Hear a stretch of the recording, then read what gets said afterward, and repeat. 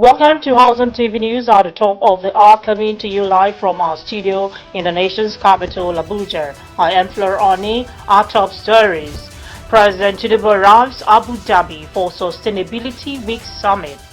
The Independent National Electoral Commission chair says INEC requires 126 billion naira in 2025.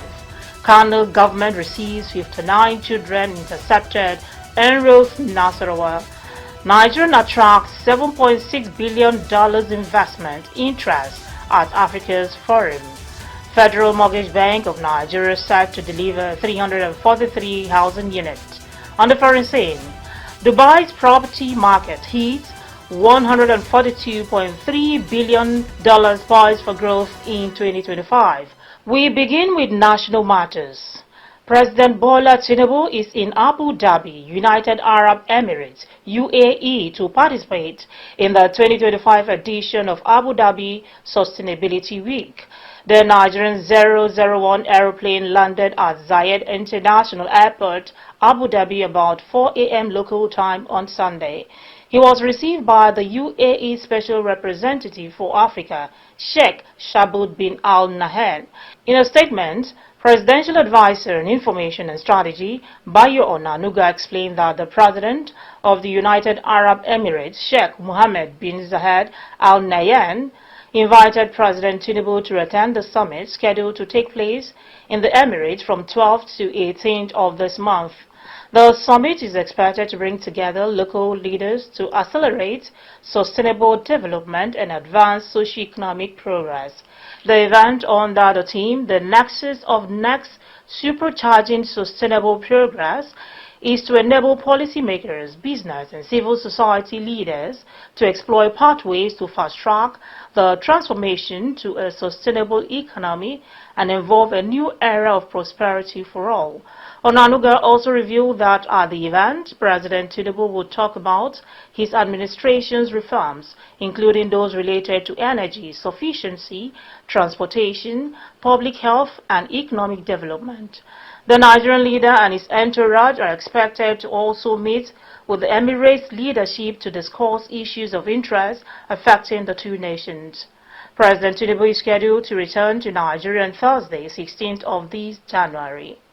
The chairman of the Independent National Electoral Commission, Professor Mahmood Yakubu, says the commission needs 126 billion naira to enable it to run its activities in 2025 against the 40 billion that was appropriated to it in this year's budget proposal, presented to the National Assembly by the President, Bola Tinubu, in December 2024. Professor Yakubu said this when the Commission appeared before the joint committees of the Senate and the House of Representatives on electoral matters on Friday to defend its budget. He says conducting elections in Nigeria has become a lot more expensive due to the numerous off-cycle elections conducted by the Commission all year round. A total of 40 billion was appropriated for the Commission in 2024. Distinguished senators, honorable members may recall that we complained exactly a year ago when we appeared before the Joint Committee that this amount was only enough to pay consolidated salaries and other allowances as well as social contributions and nothing beyond that. And you asked us what else were we going to propose, and then we told you that what we required at that time was well over 80 billion, and we gave a detailed breakdown of the 80 billion. But we have a 15-page document that has provided details line by line on how we intend to spend the 126 billion. So I would like the support of members of the National Assembly to ensure that we are adequately funded for the responsibilities we are required to discharge. And most of these responsibilities are constitutional. They are not just in the Electoral Act. They are not just for propriety. They are also constitutional. While commending the INEC for judiciously utilizing the meager resources available to the Commission, the chairman of the House Committee on Electoral Matters, Representative Honorable Bayo Balogun, says the Commission needs adequate funding to be truly independent. His position was supported by Senator Ireti Kingibe, representing the Federal Capital Territory, and Honorable Paul Kale-Jaye from Lagos State, who both agreed that INEC must be adequately funded to deliver on its mandate. We want INEC to be really independent. And when they have shortages like this, what they fall back to, you said it does not cover most of the local government. But most of the local government, at the end of the day, run to the council chairman to get support. And these are things we should avoid. And in a situation where they have no choice, they just want to run their office, and they think it's still official, and they will go and ask for support. Please assist us. And to make INEC really independent, we should ensure that they get their budgetary requirements so that they will not be tempted to go handicap to meet the local government chairman or the governors at the state level. But INEC has to be independent. INEC cannot be independent. And anyway, really, I feel that is a no-brainer. Whatever the committee has to do to get the funding, all these things are constitutional. They must be done. So it is how we get them that's the issue. It's not whether we are going to get the funding. We must get the funding.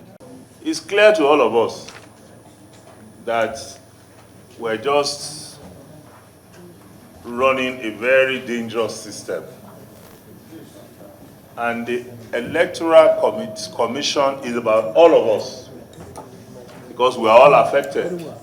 We are participants in these elections, and we have practical knowledge and experience of what goes on the field. Some of us will not go on and expose what happens at the various local governments. Most of the local governments will have to be saddled with most of these responsibilities because the Electoral Commission is handicapped. In another development, the Minister of Trade and Investment, Dr. Jumoke Oduwole, said on Friday that a 3.84 billion naira capital allocation to the ministry would not be sufficient to drive the program and plans of the ministry in helping to advance the renewed hope agenda of President Bola Tinubu. Oduwole stated that the amount is grossly inadequate to fund its capital project and programs, while soliciting the support of the lawmakers for additional funding to enable the ministry to align its commendable project with the objective outlined in the National Development Plan and the Medium-Term Expenditure Framework. The minister, who spoke at the joint budget defense of the Senate Committee on Industry, the Senate Committee on Trade and Investment, and the House of Representatives Committees on Commerce, Industry and Small and Medium Enterprises, noted that the support will enhance the development and growth of the Nigerian economy. She informed the lawmakers that while the ministry projected a budget of about 2.3 trillion naira for the 2025 financial year, it was allocated 11.752 billion naira, with the capital budget pegged at 3.84 billion naira and a revenue projection of 2.4 trillion naira for the financial year. The ministry may not be able to achieve all the desired impact. The ministry's 2025 capital proposal stood at 3.8 billion, which is inadequate to meet the scope of work required to deliver this impact to Nigerians across the nation. As a result, we would appreciate additional funding for our priority capital projects and programs to enable us to expedite some of our projects in line with the objectives clearly articulated in the National Development Plan and the Medium-Term Expenditure Framework as presented to the National Assembly by Mr. President. It is on this regard that on behalf of the Nigerian people, we continue to request for your invaluable support in delivering on the set objectives of the ministry to enhance the development and growth of the Nigerian economy. In view of cross-border banditry taking place in states sharing borders With Niger and Republic of Chad, lawmakers lamented that it is better for the borders to be practically opened and not technically closed. They urged the ministry to liaise with the presidency on the way out of the border closure. And technically closed. When our new government got there was a slight problem in Niger. The borders were closed. 7 states in the northern region were affected. Imagine the trade that would have gone among all of us just because there was a change of government. Today, those people they have gone, they have left ECOWAS. You know the economic implications and the security. The security implication now has affected the economic growth because again, that normally block these people from Libya and so on. Libya has left the border to us, and we are having the problem in the north. So without this security and others, these of doing business is not going to be achieved, and we are still going to have problems. Meanwhile, the committee had ordered Minister of Industry, Trade and Investment, Dr. Jumoke Oduwole, who came for the budget defense session, to make some corrections on some of the errors observed in the documents submitted, particularly the 59 billion naira erroneously written as payment for 50 billion projects. We go to Kano State, where the 59 children intercepted by the police on suspicion of trafficking have been returned to the state. Following the intervention of Senator Kawu Sumaila, were all handed over to the Kano State Ministry of Women Affairs, Children and Disabled at an official ceremony. The Permanent Secretary of the Ministry, Muktaka Iluyasu Yakasai, received the children on behalf of the Commissioner, Ajia Amina Abdullahi. The children aged between 4 and 12 were intercepted on January 6 by the FCT Police Command while traveling in a 15-seater bus along the Abuja-Kano route. In a strategic move to enhance the operational effectiveness and administrative efficiency of the service, the Chief of Army Staff, Lieutenant General Olufemi Oloyede, has approved the posting and appointment of some senior officers in the Nigerian Army. This was contained in a statement made available to defense correspondents in Abuja by Director of Army Public Relations, Major General Onyema Nwachukwu. According to the statement, the redeployment cuts across principal staff officers at the Army headquarters, general officers commanding, corps commanders, commandants of Army training institutions, brigade commanders, and other key positions. The Chief of Army Staff stated that the exercise underscored the Nigerian Army's commitment to ensuring a robust and dynamic leadership structure capable of addressing emerging security challenges. The National Drug Law Enforcement Agency has successfully intercepted a massive load of 2,270.6 kilograms of skunk, a strain of cannabis, at an abandoned fuel station in Kageni Kubwa Federal Capital Territory, Abuja. The illicit consignment was being distributed into 6 vehicles for onward transportation through northern state. The intelligence-led operation conducted over the weekend resulted not only in the seizure of the drugs, but also the trailer and 6 vehicles involved.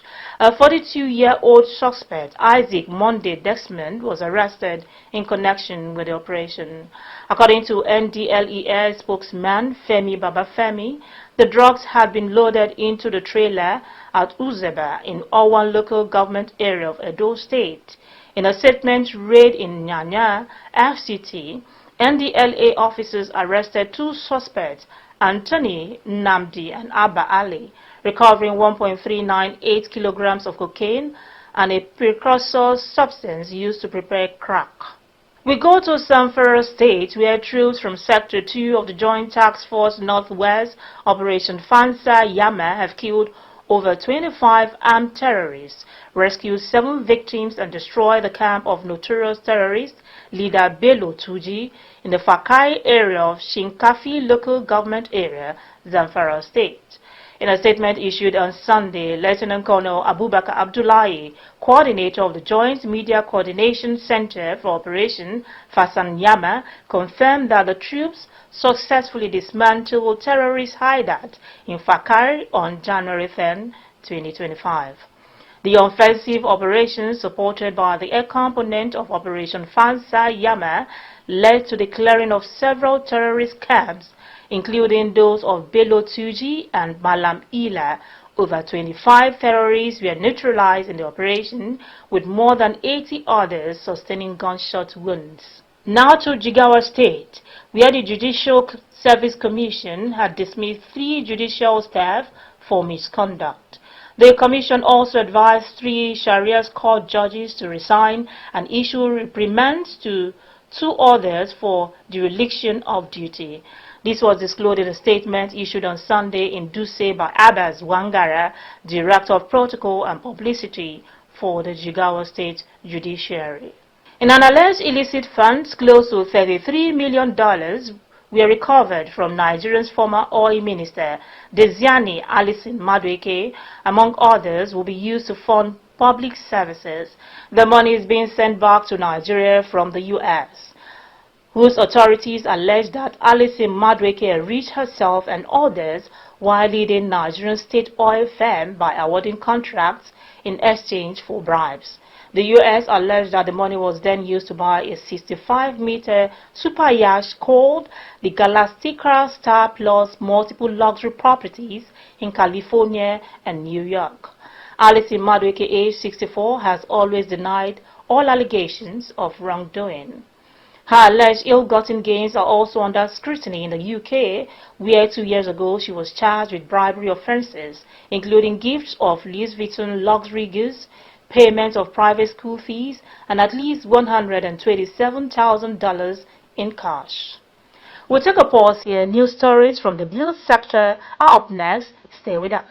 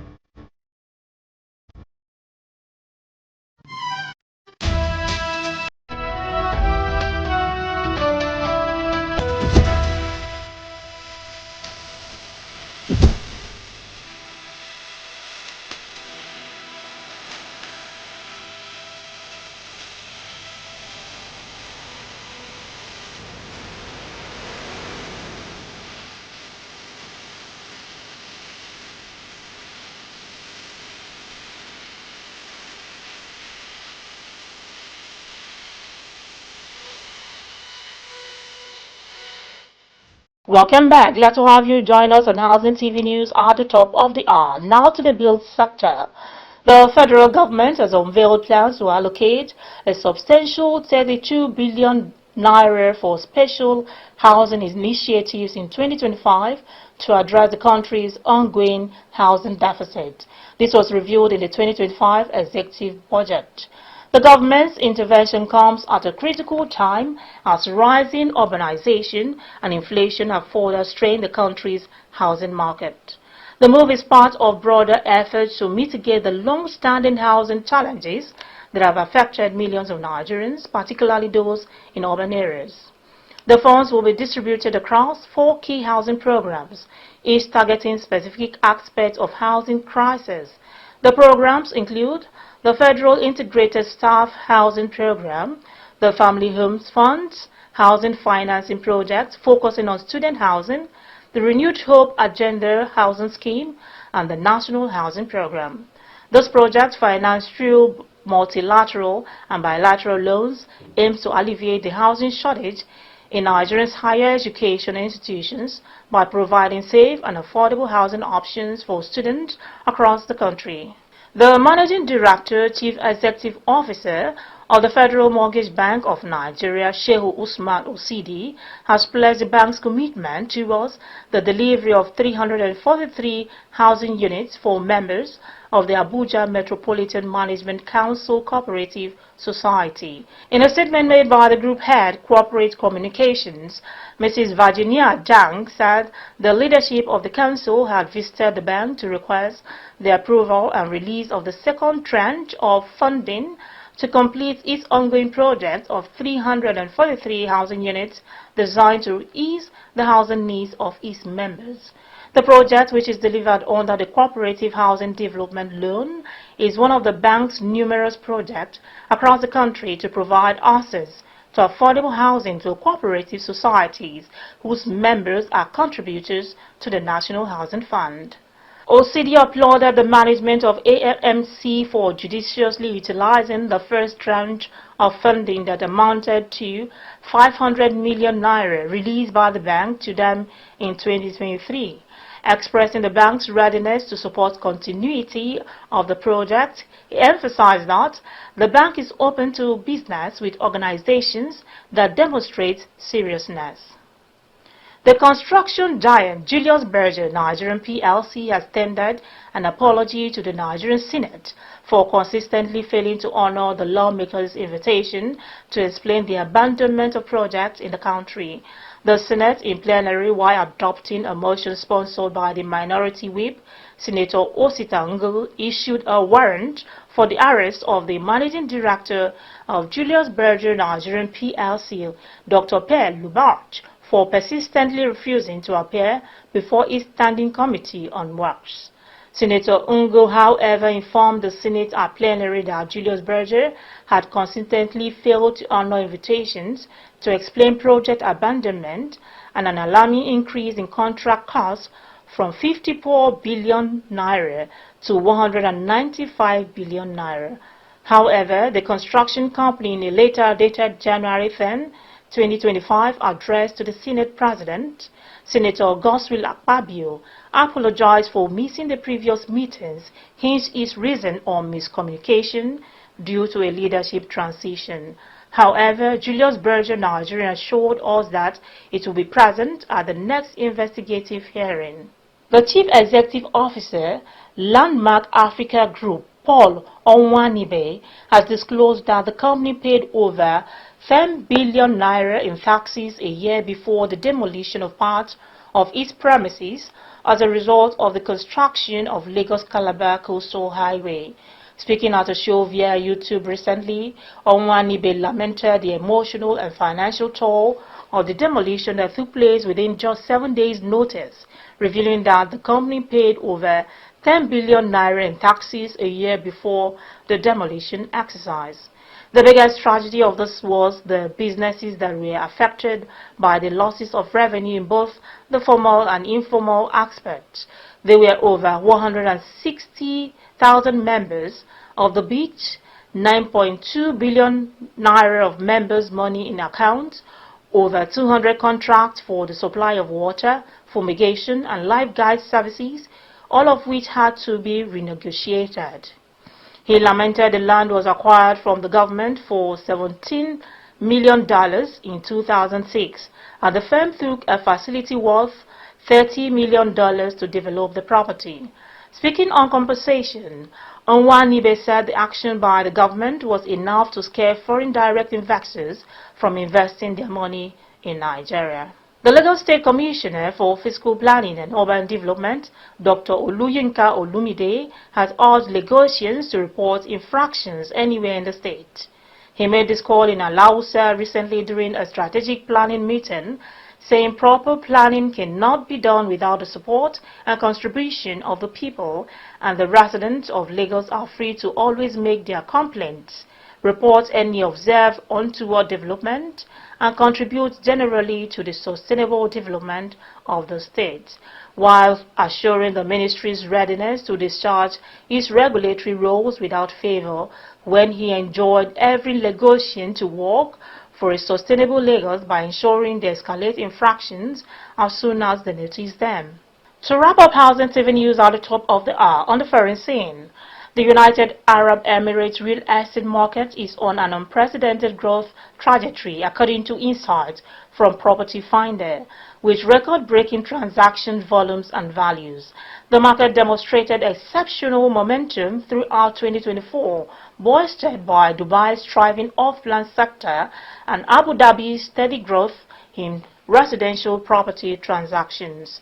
Dubai led the charge, achieving 180,987 transactions worth $142.3 billion in 2024, which is a remarkable increase of 36.5% in volume and 27.2% in value compared to the previous peak in 2023. A substantial portion of this growth came from the off-plan market, which accounted for 60.5% of total transactions, up from 43.6% last year. Commenting on the remarkable year, Chief Revenue Officer at Property Finder, Sheriff Suleiman, stated that 2024 was a defining year for the UAE's real estate sector with record-breaking volumes and values.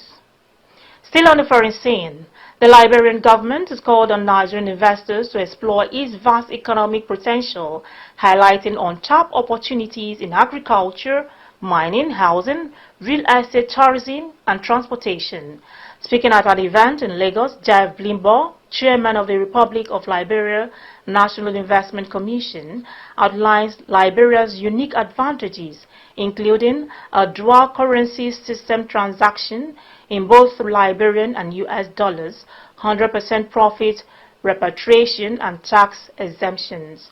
Blimbo emphasized the significant growth potential of Liberia's agricultural sector, describing it as a cornerstone of the nation's economy. He noted ongoing government effort to enhance infrastructure, streamline land use policies, and improve market access to support smallholder farmers and agri-businesses. Morocco has claimed the crown as Africa's leading tourist destination in 2024, welcoming an unprecedented 17.4 million visitors. This milestone marks a 20% increase compared to 2023 and an astonishing 33% growth from its pre-pandemic record of 13 million visitors in 2019. This achievement has placed Morocco ahead of Egypt, the former tourism leader, which saw 15.7 million arrivals during the same period. The surge in visitor numbers into Morocco is more than statistics. It's a reflection of years of planning, investment, and innovation in the tourism sector. Several factors have fueled this remarkable growth in 2024. Morocco launched 120 new airlines routes, making the country more accessible than ever. The tourism sector also benefited from the opening of luxury hotels, including brands like Four Seasons and Noble, offering visitors an elevated travel experience. The government's focused approach to promoting emerging destinations within Morocco and renovating existing accommodations further boosted the country's appeal. That's the most we can take on Housing TV News at the top of the hour. Before we go, a quick recap of our top stories. President Tinubu arrives Abu Dhabi for Sustainability Week Summit. The Independent National Electoral Commission chair says INEC requires 126 billion naira in 2025. Kano government receives 59 children intercepted en route Nasarawa. Nigeria attracts $7.6 billion investment interest at Africa's Forum. Federal Mortgage Bank of Nigeria is set to deliver 343 housing units. On the foreign scene, Dubai's property market heats, $142.3 billion poised for growth in 2025. For more housing news in the housing sector, subscribe to Housing TV Africa on YouTube, and follow Housing TV on all social media platforms. Download the Housing TV Africa mobile app on Google Play Store and App Store to stay connected. I am Flora Ani. Bye for now.